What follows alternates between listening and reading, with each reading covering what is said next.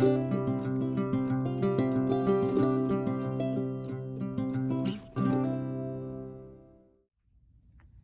it's Julie at Quilts Plus, and you have joined our sampler group for 2022. It's our $5 sampler, which includes your pattern and your fabric, and this is a really fun way to do a quilt in a full year. So this is a really great way to do that. We've tried to make this simple so it's not as hard. We don't need a lot of hard right now in our life. But we wanted to kind of take you through and show you how this block goes together, what your colors are going to be in each block, just to give you some tips and tricks and some helpful know-how on how to do this block. So the block that we have here, we have it in it's called Into the Woods. It's the gray and yellow that we have right here. Then we also have the blue and the red and the white cream colors that we're going to be doing this time for the January block. This one is called Belle Isle. So Belle Isle and Through the Woods, both of them are beautiful fabrics. So if you haven't already joined us for the $5 sampler, this is what we're going to be kicking off with on these blocks for January, and they're absolutely beautiful.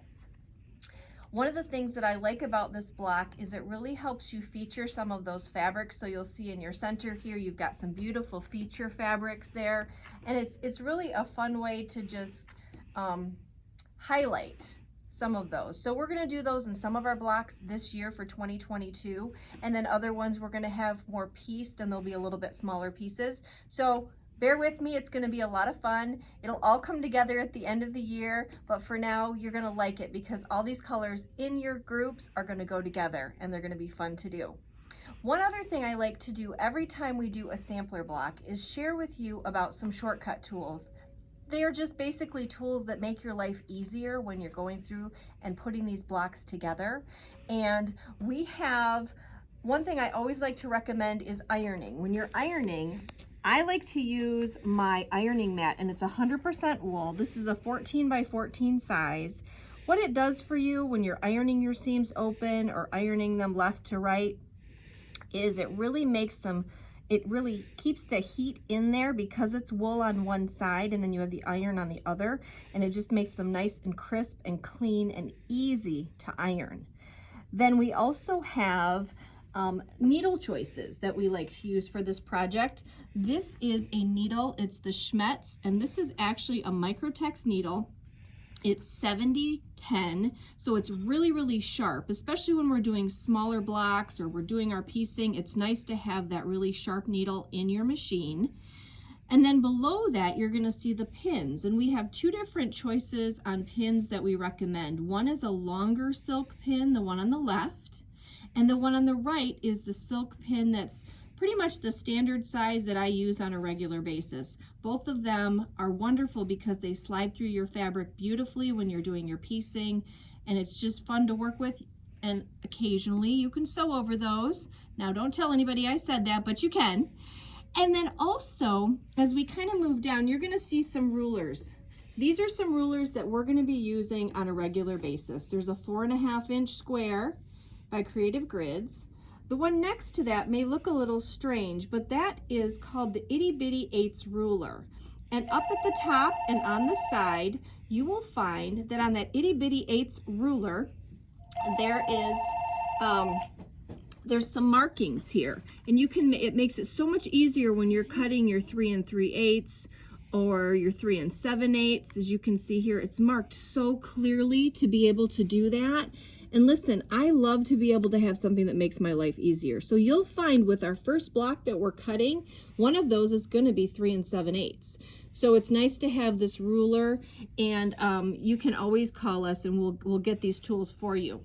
Then the one below, most of you have in your stash already. That is a 6.5-inch square, beautiful to use, easy to read, wonderful when you're squaring up your blocks, getting everything the correct size. That's a perfect ruler for that. Then next to that, I've got a rotary cutter. This is an Olfa rotary cutter. Love this one because it really cuts really well. It's light and it really fits your hand.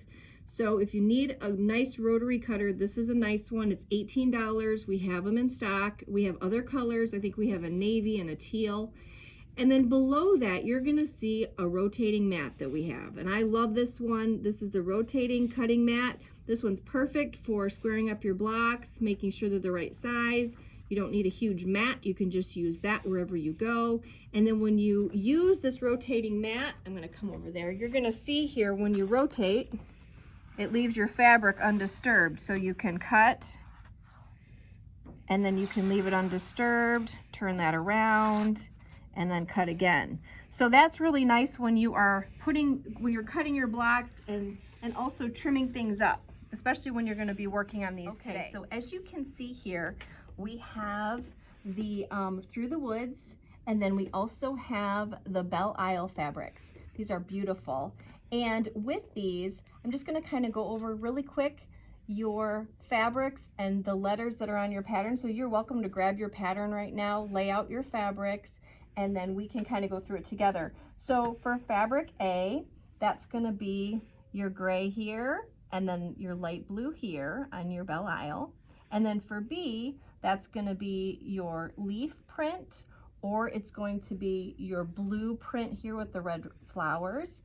And then for C, you've got the light cream with the little gray dots, and then you've got the light cream with the blue. And then for D, that's the large piece here that you're going to be cutting, and that one is going to be your leaf, or it's going to be your floral there.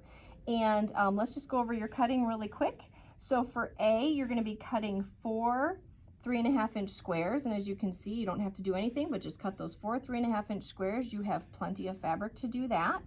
And then for B, whoo, we're losing her. You're going to be cutting the B fabric. You're going to be cutting 4 of those at 3 7/8, and that's when you're going to use your special itty bitty 8s ruler. And then you're going to cut those once on the diagonal, so you'll have a total of 8.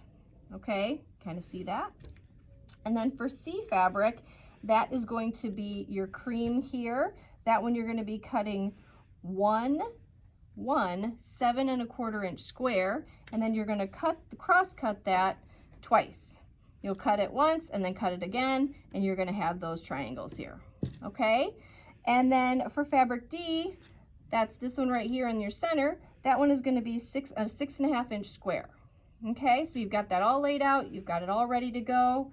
I've got my pieces in front of me, and we're going to talk just a little bit about how to put those together. So for the first one I would always like to assemble first is my flying geese. So you have your fabric C, and then you have your fabric B. So I'm just going to place that there. And what I like to do is I first start out by sewing all of the pieces that look like this together. And just a little tip on your fabric B, make sure that that point lines up exactly at the bottom of your fabric C, and then it just kind of comes up about 1/4 inch. You can see how that little point extends at the top. That's important to have because you need to have that 1/4 inch at the top so you don't lose your point, okay? And when you're going to be sewing your 1/4 inch, another little tip is that you want to sew just inside that 1/4 inch foot that you have on your machine. It's not it's a scant. I would call it a scant, but it's a perfect way to do this, especially whenever I'm doing a flying geese like this. So you're going to sew all 4 of those. 1, 2, 3, 4, and you're going to take your 4 pieces, and you're going to again match that up just like how I've instructed you to do. Whoopsie, there we go. And you're going to sew those. I call this chain sewing, and you'll take those to your machine and sew those on. All right, once you've sewn those on, now you're going to iron them. So you'll take those over to your iron, you're going to press it here, and then press it out towards, away from your triangle. Not doing well on this, but you get the idea. So you're going to do that for all of them. So all of them are pressed open just like this. And now it's time to put on that second piece for your flying geese. Again, positioning this just like that. I'm actually going to show you what that's going to look like when you place that on here, positioning it just like that. Again, that point is going to come above the triangle point, and you're gonna sew your 1/4 inch. You're gonna do that for every single one of those. So those are your flying geese. You're gonna have those put all together. So I'm gonna show you here on your block. Let go, let go. I'm gonna show here on your block how then you will assemble these. So you've got your flying geese made on all 4. Make sure you have those facing the correct direction. I'm just telling you that because mine were not. And before I sewed them, it worked out just fine, but I realized I had one turned. So your point should be heading out. It's supposed to be kind of a, you know, a triangle there. So, or excuse me, a diamond. So that needs to be looking that direction. So just, again, it's placement. It's, you know, you're like, Julie, it's one block, girl. I'm not gonna mess this up. Okay. I know that we have had a few of those moments where we have. So we don't want you to have to use your seam ripper today. So make sure your placement is correct. Make sure you have your blocks laid out next to it. So you've got these all laid out right next to it.